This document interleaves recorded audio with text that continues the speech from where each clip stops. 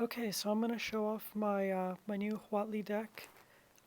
Still leveling her up, so she's still in training grounds, which means I'm playing Legacy. As you can see, just got her up to level 40. For those that don't know what her abilities are, they're really, really powerful. What you want to do is you want to drop out her first one as quick as you can. That way, every match you make, as long as it's on color, you're going to be producing loyalty. So once you really get the deck going, you should be able to hit her Empire's Warcry every turn, which generates very, very high value. So the deck I'm running for her, I'm running dinosaurs here. This isn't really in order, so I'll go about this as best I can. So I'm running Awakening Sun's Avatar, which is a really powerful board wipe. Does good unless I'm playing another dinosaur deck, obviously. Gashath is the main thing I want to try and get out. There's a lot of games where I've gotten him first turn, and since as soon as he attacks, since he's got haste, it usually powers up like a Zakama for turn 2 free of charge, which again, with dinosaurs and their very high cost, that's pretty powerful. So you got the Zakama here. When he comes in, he's going to convert 9 gems to your Planeswalker colors, so you're going to get a lot of value out of that. I've seen a lot of cascades come out of Zakama, which really gets this deck moving, especially once that ultimate kicks in. I've also got Kinjali's Sunwing in here. I found this stops a lot of decks that generate tokens every turn. The one that pops out the 5/5 worm every turn, it'll turn those off. It turns off the zombie tokens that pop out every turn through that Liliana support. And Thopters, pretty much anything that's going to hit every turn, this card turns it completely off. Another thing I'm running in here is the auto mana generation. This is how I ramp. Thunderherd Migration is really good since it's only going to cost 8 because I have dinosaurs. I've got Chef at Monitor, which sometimes causes some problems, but the fact that you convert 9 gems for 6 and you get to draw a card really comes in handy.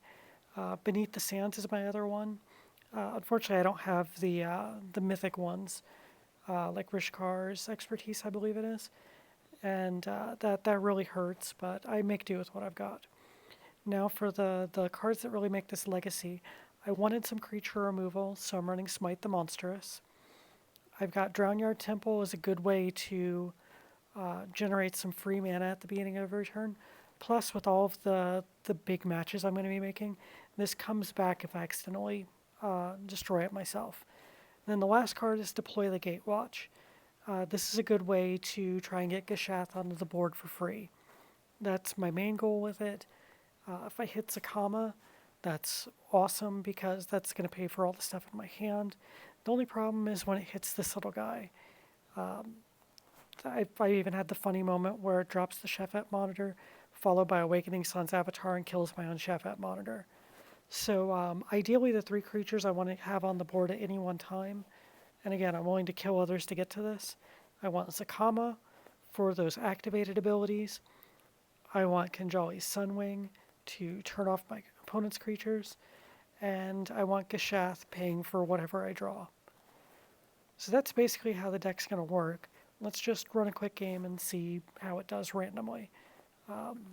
I always feel weird doing these because they could be a really good game, they could be a really bad game. Okay, so I've got the Sunwing in my opening hand, I've got the Avatar.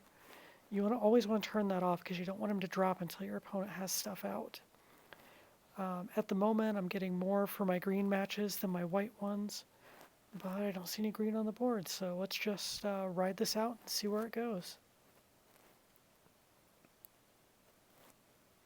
I don't think I've played this Chandra in quite a while.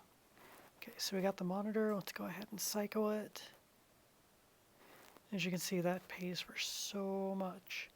I'm going to move up the other Gatewatch and see if I can find any multiple matches. Not enough to hit a Gatewatch on turn 2, but I should have it next turn.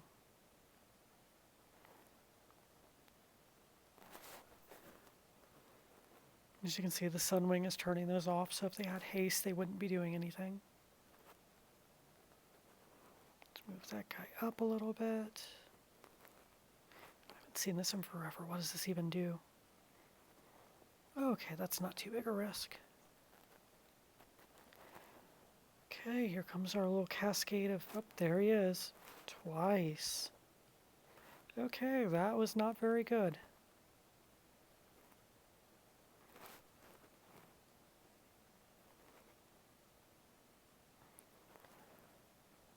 I'm always waiting for the computer to get multiple extra matches. It seems to be the way the AI is going nowadays. Okay, Thunderhood Migration. This is good. I don't think I can hit it this turn. So let's go ahead and get our Planeswalker abilities powered up. Okay, so next turn I can drop her support and drop out that Cascade.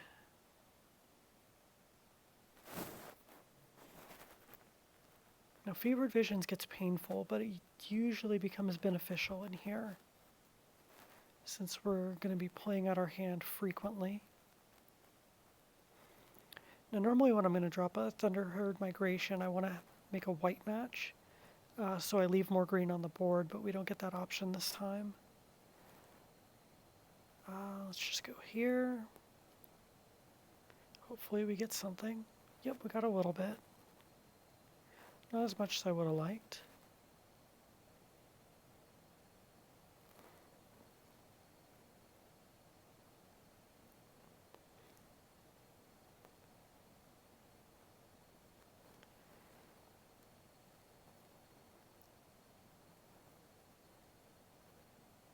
I'm totally cool with you killing that, Chandra.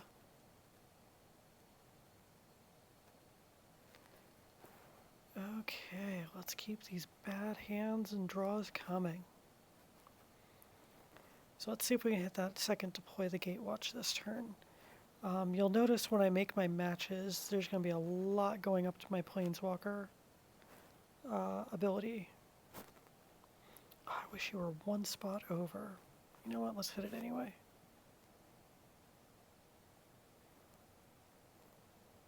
As you can see, I've got her ultimate powered up now. Awakening Sun Avatar for the board wipe. Zakama should get me some more matches. And another Zakama. Beautiful. That was a very nice turn.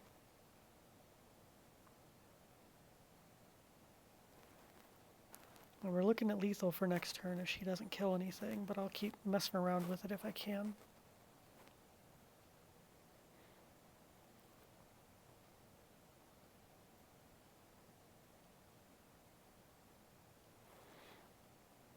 Okay, so what do I have to play with?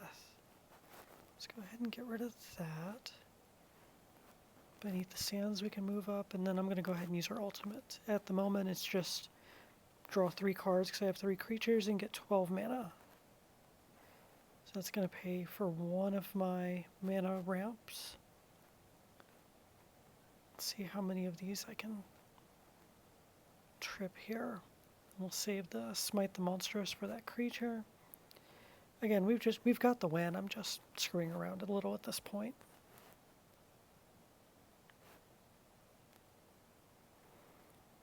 As you can see, her ultimate's already powered up again. Beneath the Sands, we just keep going. Pay for everything. We're going to smite this monster as a vehicle over here. And nothing to hit with that. And Chandra's dead. So yeah, even on the long game, that ultimate being able to go off every turn just becomes so deadly. And that really seems to be the big strength of Huatli. I couldn't be happier with this deck right now. I'm really glad I purchased her. Other than that, I don't know what else I can say about her, so hopefully that gave you some insight.